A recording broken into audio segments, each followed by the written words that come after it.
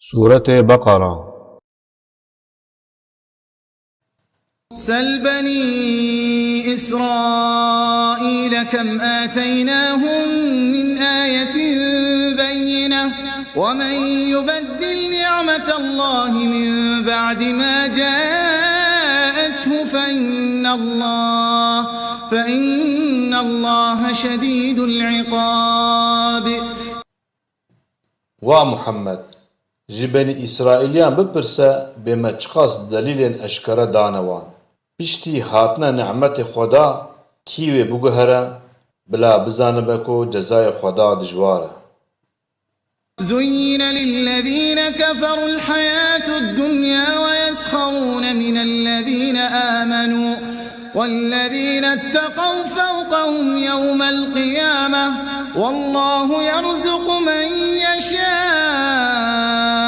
بغير حساب.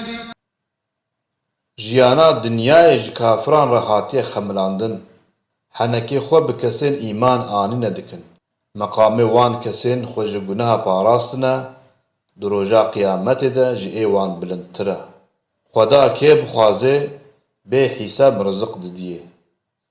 كان الناس أمة واحدة فبعث الله النبيين مبشرين ومنذرين وأنزل معهم الكتاب بالحق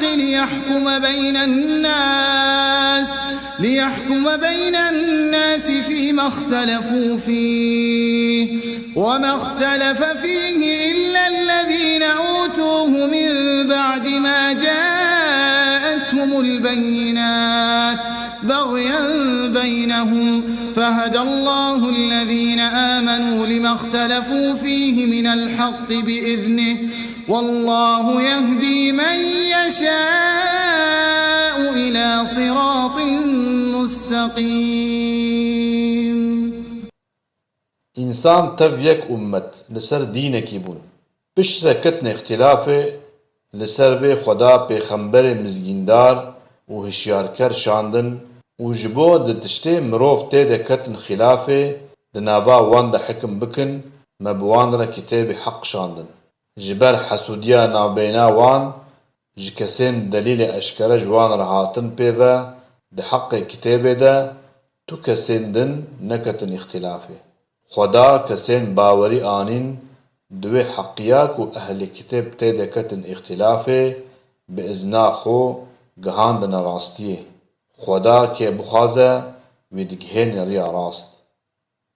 أم حسبتم أن تدخلوا الجنة ولما يأتكم مثل الذين خلوا من قبلكم مستهم البأساء والضراء وزلزلوا حتى يقول الرسول والذين آمنوا معه متى نصر الله ألا إن نصر الله قريب.